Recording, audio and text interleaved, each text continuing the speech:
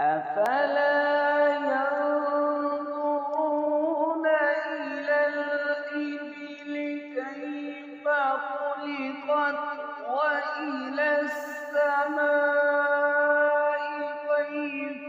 رفعت وإلى الجبال كيف نصبت وإلى الأرض كيف سطحت